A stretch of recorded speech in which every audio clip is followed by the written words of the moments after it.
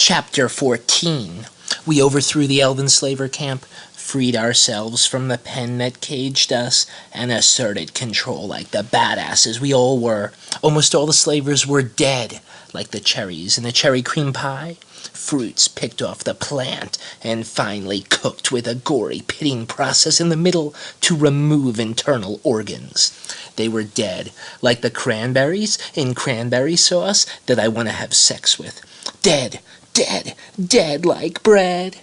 We tore through like a tornado, picking them up into our vortex and shredding them piece by piece like they were decomposing Thanksgiving November autumn leaves. I was a sports car, cruising at top speeds down the highway, overthrowing lions and large cheeseburger robots, running them over in a drunk driving genocide. We were Turks during World War I, and they were some Armenian motherfuckers. We were savage Native Americans, and they were helpless Oliver Cromwellers, getting all messed up on the first Thanksgiving. It was madness, murder, obsessive compulsiveness, a glorious Praetorian sweat upon the night sky. Dancing vampires danced on and laughed. Now I stand upon a metaphorical mountain of dead bodies as a general, a rebel leader, a mad dog Mattis, a Spartacus. I am Spartacus. I am more Spartacus than anyone else can imagine. I no longer believe that people cease to exist when they die. I believe in an afterlife, that there is something in the great beyond, and that our fighting has nothing to do with it, but that it is still worth fighting anyway, because violence is enjoyable. There is a God, I suppose, at least a God of elves and orcs, and I suppose this God would prefer certain things of me, but whatever. The things I prefer of me are good enough. I am the very extension of Thanksgiving. I am everything that cranberry sauce and Thanksgiving means to anybody. A giant whale creature ought to have acid poured into its whale blowhole before anyone says anything to me. You sons of bitches. They're all sons of bitches. Every last fucking one of them. Every last fucking one of those who need to be given medication to fix their broken brain chemistry. All just sons of bitches. Whiny sons of bitches. And they're sons of bitches regardless of whether they are a man or woman. See, not sexist. Their brains aren't actually broken because they have souls. They're just fucked. And that's the end of the story. God is real, it turns out, because there's YouTube videos with miracles in them, and you should search for a YouTube Christian ministry run by liberal Lovey-Dovey ministry. The guy who does it is a no-good asexual cuckold pussy motherfucker, but it's fine. I don't like that word, cuckold, anymore, so maybe I'll stop using it from now on so it doesn't become popular.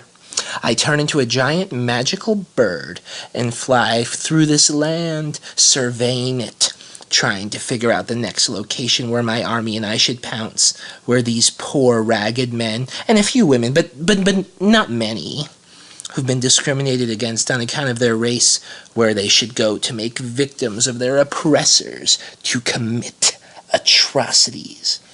They've been discriminated against, just like when my family discriminated against me on Thanksgiving and threatened to take away my cranberry sauce and peel my skin off my knees, just like when the Native Americans who committed genocide against the Pilgrims had the first Thanksgiving feast and molested all the Pilgrim children with cobs of corn while making them wear their funny hats on their feet like shoes, even though they were meant for heads, not feet.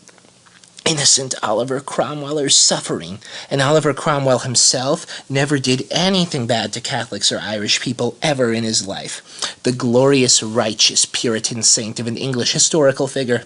I hate discrimination. I hate victimhood. I want to blow up this whole world. I want to become one with cranberries, feel them in every part of me like bubbles about to pop. I think about my father, Alberto Ramirez, in New Hampshire, and fly to New Hampshire, specifically the specific town in New Hampshire that he lives in, and specifically his house in that town, and specifically right in front of the front door of that house. I knock on the door to that specific house, and no one answers, but maybe they do, and I just don't hear because I'm not paying attention. That's all right. I'll come again later. I continue flying through this land, dotted with global warming, and keep my eyes peeled for large population centers filled with innocent civilians who can be killed for crimes they had nothing to do with except sharing the race of the perpetrator. I see this beautiful elven city high in the canopy of trees, giant willows and redwoods and magical elms glittering and glistening about an ancient metropolitan area. I know that this city is where I want to send my troops, my desperate, violent men who will follow me to the ends of the earth because I inspired them. They are my Uber drivers. They are my cantrips of seven-fingered lampoon camps, my pepperoni stromboli, Nephilim trombones. They are one-eyed, one-horned, flying purple people-eaters from Kalamazoo, Michigan. The Malcolm X equivalents of water pumps or water filters or Tennessee whiskey. They are the true green in the New Jersey town of West Orange, which should really be called Magical Valiant Bunny Orange. With these men, we will become a horde, a beast of epic proportions that a hero must slay, except that the hero won't slay it, because the good guys don't win usually, and it's all morally relative anyway. Are we the good guys anyway, or them? Who's to say? Somewhere in this city is a lab of a necromancer. I become a wisp, a ghost, a floating speck in this lab, as small as a string of hair. I witness a conversation describing an act of terrorism so wonderful that I am almost sexually attracted to it, that it almost pleases me like cranberries. It makes me want to play the video game Dead Rising, but I can't, because I'm Spartacus. You two will take this potion and force it down the throat of one of the spectators at the seasonal festival, says the necromancer, Chilvmar, lying through his teeth. Little did his henchman know that Chilvmar is planning to actually infect them with his magical zombie potion and have them turn into flesh-eating zombies at the festival. Suicide bombers of the elven magical necromantic variety, albeit unwilling vessels. But one of the henchmen is crazy enough that he wouldn't care anyway. The other henchman is a bit more timid, and it's a little bit shocking that he even went along with this. But feeling oppressed in a confined space like he's experienced really changes a person, makes them willing to entertain things that would have seemed evil or absurd before. People who've had it easy wonder how other people can be driven to such depths of violence and anger, and it makes sense that they would wonder, because they've had it so easy. The city is surely going to be a chaotic mess of flesh-eating violence and magical zombie disease, and my army can help to throw fuel on the metaphorical fire, causing it to swirl upwards in a desperate inferno, a superheated death scream. Doom awaits.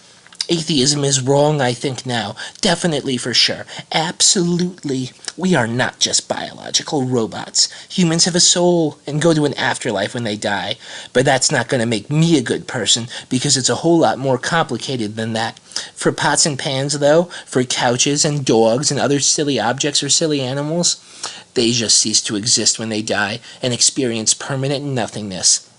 When their consciousness ceases, it has ceased permanently, like the corn on the cob at a barbecue that's been burnt because of someone incompetent manning the grill. It's the bee's knees. I suddenly find myself no longer in this world of elves and magic. It's not that I've left. I've just closed my eyes, and I see myself going back through the magical portal into New Jersey. But that portal journey is just a daydream, a trick of my mind's eye. All this crazy, fantasy, Tolkien-esque craziness and warfare and New Hampshire, this is what's real, actually, not West Orange or Newark or made-up places like that. A butterfly flaps his wings and causes someone to never be born. A rattlesnake bites a rabbit and kills it. Oh well, you can't win them all. Cocksuckers, motherfuckers, cuckolds, Nazi bitches. George Ramirez closes his eyes with the intent of keeping them closed for some passage of time.